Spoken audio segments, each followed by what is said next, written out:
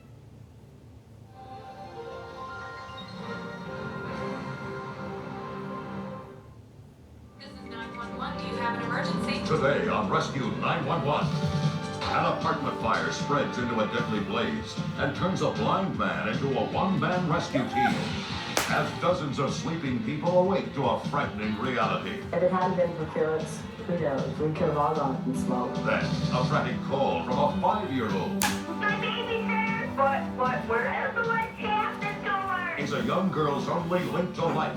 Today on Rescue 911.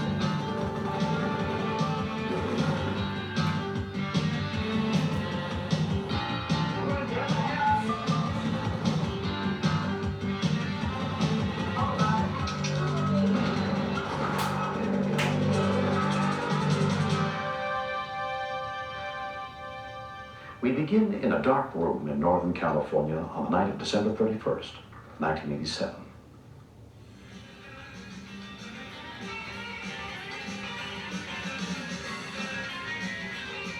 That was a lot of his life, was what he had in his apartment. The music, his guitars and his little studio, his equipment. Recording was his life.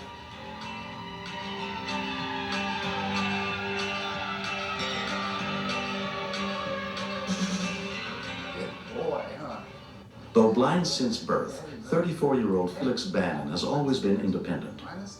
He's lived alone in the same apartment for the past 2 years with his guide dog, Valdez.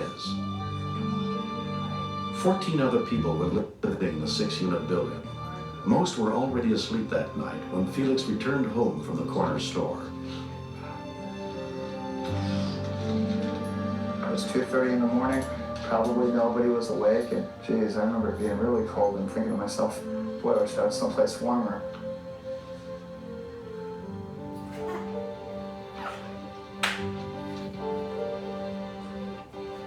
Being as cold as it was, I had decided that I would turn on my heater and see if I could get the room that I was in warm enough without using the big main apartment heater.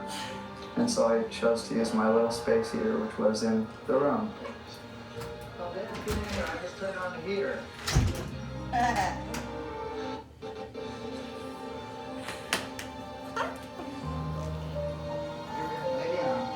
Valdez was laying in his bed. He just was kicked back, and I was in my pajamas about to go to sleep. And I started talking on the phone. I don't know, I just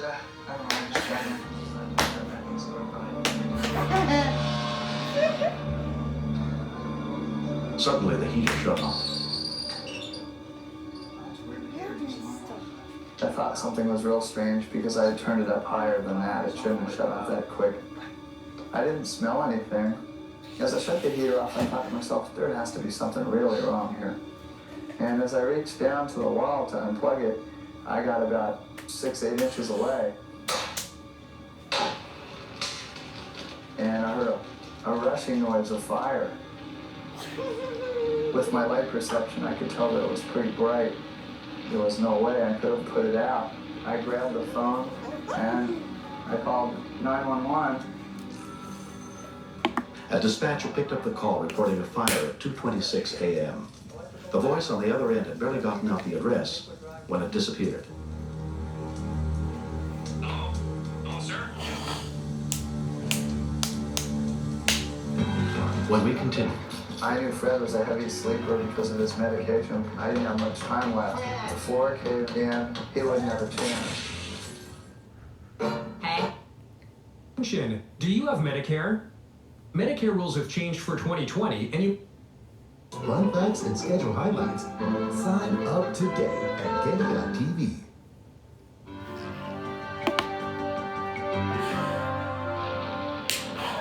Hello, sir?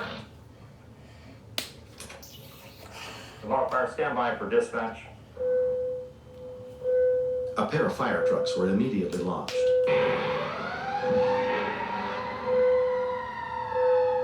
Still inside the burning apartment, Felix was trying to get his dog and get out. The fire had gotten way too intense. It had turned from being a wish to a roar. It was horrible. I smelled burning plastic. I heard things pop, strange sounds I've never heard before. It's just this feeling of helplessness and frustration and confusion. As I came out for an instant, I felt a cold, but then I don't remember the cold. Richard, wake up! Felix was thinking only of his neighbors. Fire! Being blind, I realized that the only thing that I could do was to get everybody out of the building. Some of them he barely knew. Liz Connolly and her family had only moved in a few months earlier. We were asleep, and we heard a knock at the door. Liz, Mike, wake up! All I could do was grab my son and run out the door. My apartment! The temperature outside was below freezing. Felix was wearing only pajamas and in stocking feet. Wake up, Richard! I got a fire! Also, I saw the smoke pouring out of Felix's apartment.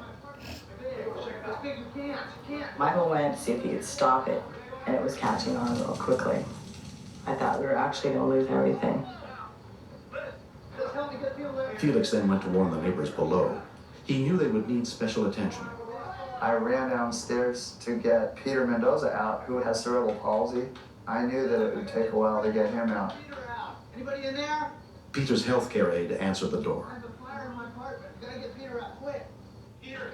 Hey, what's going on? There's a fire. Get out of here. I didn't know what was going on. You hear all the noises, you hear the crackling, you hear the people. I thought my whole apartment was real. I thought this was it. With Felix's apartment burning out of control, the tenant in the apartment directly below his was in the most danger. I knew Fred was a heavy sleeper because of his medication, so Valdez and I raced around the side of the building to try to bang on Fred's window. I was frantic at that point. The fire could burn through the floor.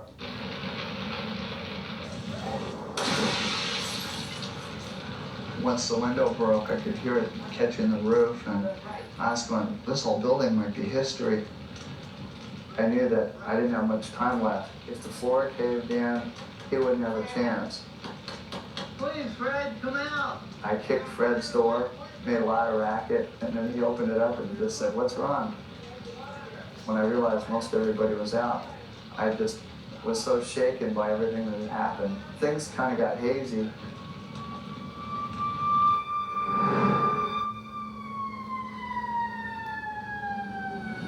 Within 3 minutes of Felix's call, the firefighters arrived.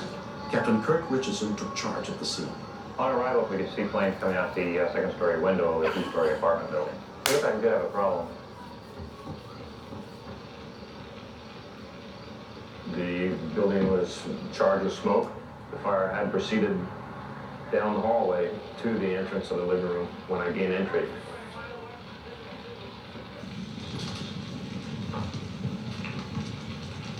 Had we gotten there 3, 4, 5 minutes later, we might have lost half the building.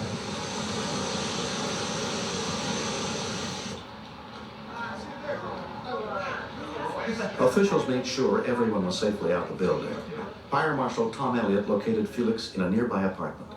The first time I saw him, he was pretty upset. He got a lot of smoke, and we had to administer some oxygen to help clear his lungs, calm him down. And the thing that he kept saying is Peter okay? He kept naming off his friends, are they okay?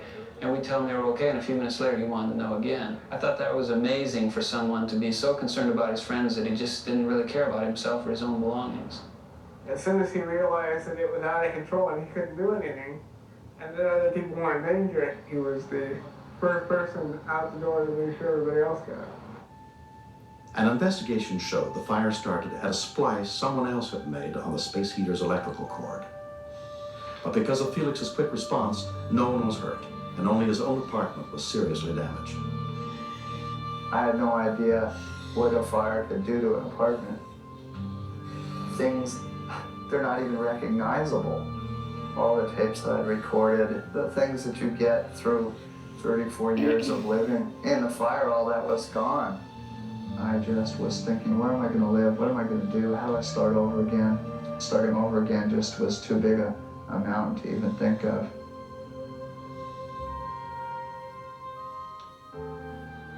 Felix lost everything and had no insurance.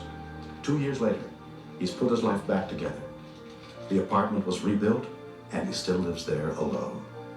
The one thing that I always remember from it is that nobody got hurt. That meant a lot more to me than the things I had. When I moved back here a month later and I had my own place again, I started to feel a little more like there was a rainbow at the end of the road. A large music store was responsible for helping me get new instruments and new equipment, and they put together a fundraising effort and helped me get most of what I lost. And I'm totally thankful to them for that. In recognition of his selfless courage, Felix Bannon was given the California State Firemen's Association Medal of Valor Award. He is the first blind person ever to receive it. Wow. People said, you know, how did you do that being blind? And being blind, to me, wasn't a disadvantage. It wasn't an advantage, but it wasn't a disadvantage. It was just a matter of dealing with what had to be done. I mean, oh man, the costs could have been immense for lots of other people other than myself. He was more concerned about the people than he was about his equipment. He cared more about us than his things that he had. What can you say after except thank you? All right. Next. Hi, babysitter. Where's the white cat at the door? I have 3 children of my own, and we automatically want to get help there as soon as possible. Satellite internet for your home or business with speeds up to 3 times. Remember, if you have Medicare and Medicaid. Before it was bedtime. I think Megan's just about.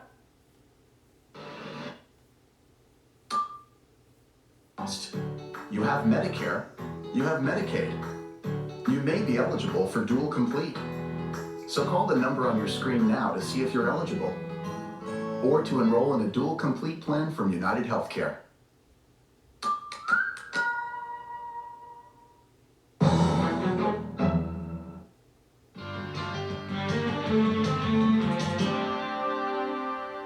On the night of April 18th, 1992, in Naperville, Illinois, Kim Eastman and her husband John were going out to dinner to celebrate his birthday with friends. They made arrangements to leave their 3 children in the care of a 15-year-old babysitter who had looked after them many times before.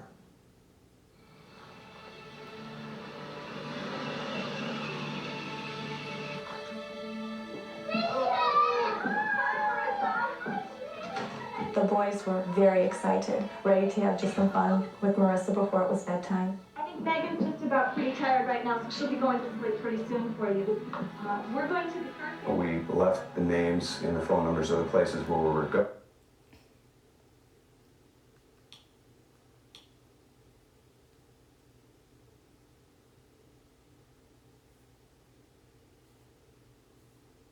the phone numbers of the places where we were going. We worry about our children, as most parents do when they leave them behind, but we feel very confident that they're in good hands when we go out.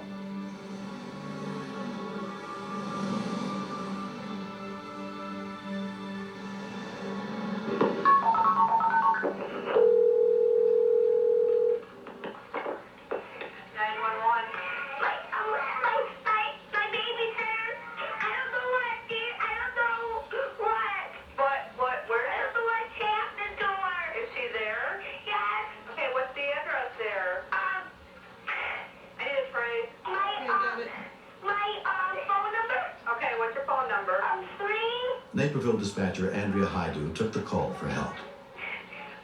Okay, do you know your address? I need a Wabash. What else? 15 what? Calm down. I feel very frustrated that we aren't able to send immediate help to the location. I have 3 children of my own, and we automatically want to get help there as soon as possible. What's the address? What's your last name? Eastman. Eastman? Okay. Is she hurt? What? Is she hurt? Is your babysitter hurt? Yes. Okay, is he awake? No. I got it. 13 Putnam for unknown type medical problem. Okay, you got it. 13 Putnam. Also, I copy assignment B9. Let's see, ambulance 191 across the new gate. Advising the babysitter attention. I want you to stay on the phone with me. I just felt really bad for him that he was home alone with his little brother. It was dark out. I knew that he had to be scared. And I just felt, you know, I wanted to be there to tell him it was going to be okay. Okay, how old are you, honey? 5. Is my brother 3? Okay, is the babysitter, how old is your babysitter? I don't know. Is he is awake? No. Was he drinking or anything? Unfortunately, if they thought the worst, they thought alcohol or drugs. We get that a lot with teenagers, which are all serious. Are your mom and dad left? Yes. And your babysitter's there? Yes. And he passed out? He just fell down. All right, where did he fall down the stairs? No, that's when we were in the living room. Marissa fell down on her chest and I didn't know what happened then. I was a lot scared. He just fell? Yes. Okay, what's his name? It's Marissa. Oh, it's a girl? Marissa? What's your first name? Jeff Eastman. Your name's Jeff? Yes. Okay. What's your brother's name? Please help us. Yeah, we're on the way, Jeff, and I want you to stay on the phone with me. Matthew was crying when I called 911. He couldn't see me. He thought I left. That's why he was crying. That's why he felt sad for Marissa. Where does Marissa live, Jeff? I don't know. I really don't. Okay, all right, Jeff, calm down. Stop. Where are your parents at? The funny bone and somewhere else. The Funny Bone and somewhere else? All right. Linda, can you call the Funny Bone? Ask for the Eastman family who's there first of the Funny Bone. Okay, got it. It's all right. Can you do me another favor? Can you go feel her face and tell me if she's cold or warm? Okay. Warm. Warm? Yes. But there's no air coming out of her nose? I'll check. When I gave him things to do, I think that kept his mind off the real problem, and he did a wonderful job. He was like the little man of the house. No. Is her chest going up and down? Yeah, no, that's what she's laying. She's laying on her chest? She's laying, yes. Okay. Did you try to shake her? I tried everything. I tried to put Are we there? Jeff? Yes. Listen to me. Go answer the door. The policeman's there. Okay. Go answer the door. The dispatcher told me there's a policeman at the door. That's why I looked in the windows and it was. 4 minutes after Jack's call, Officer Michael Anders arrived at the scene. I didn't know what was the matter with her at that point. All I knew is I had a girl down. So I told the boys, so you go back out and wait for the ambulance, because if I had to do CPR, I knew I didn't want them to have to see any of that. Can you hear me, Marissa? Can you hear me? I let the ambulance people come in and told him where the policemen were. Let's go ahead and get your collar on it. Okay, why don't you go ahead and go through that first and see if you can find anything regarding it. One of the first paramedics on the scene was Scott McCarty. Come on, Marissa, say something. We were calling to Marissa, trying to get her to respond. We couldn't get her to respond. We were looking at a 15-year-old girl that looked healthy, and to see her laying there unresponsive like she was, it was starting to get tough. Come on, Marissa, talk to us. Talk to us, what's the problem? I did find a high school identification card. 257, you check for contacts on Marissa's drawing. I couldn't find anything that indicated any allergies or why she was in this position. Go down here. When Marissa's parents arrived, she was still in a coma. Are you mom and dad? Yeah. Okay, how has Marissa been this week? Marissa, can you hear that? When I looked at her and her eyes were rolled back in her head, I was truly panicked. You don't know what's wrong with her? No, right now we don't. We've done everything we can. Yes, you can ride with us. My heart was breaking, and inside I was screaming because I wanted answers, and I just wasn't getting any. 1, 2, 3, lift. Marissa? Wake up, baby. It was a very difficult time to think that someone that you brought into this world and care for more than you could say is here in this helpless situation. The ambulance is going to bring Marissa to the hospital. That's why she'll get all better. Doctors subsequently determined that Marissa's collapse was caused by a combination of dehydration, lack of food, and a bad reaction to cold medication. There it goes. I felt guilty that I had to put him through that, especially after I heard the call. I should have been more reliable and taken my medicine with food. If I could tell Jack anything, I would tell him how much I love him and how much he means to me. And I can never say thank you enough for what he did.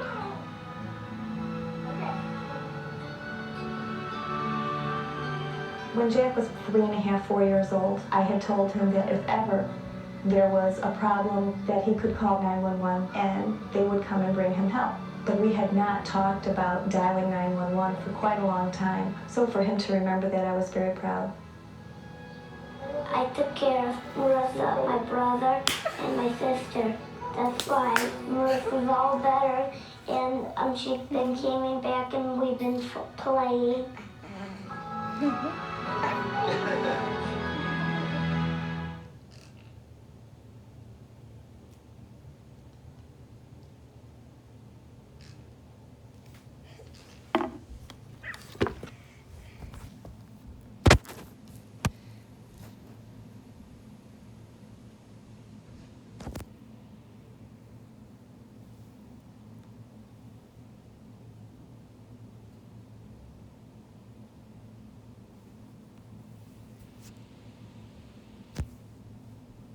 Now, how do I... No end button. I don't understand. How do you end it?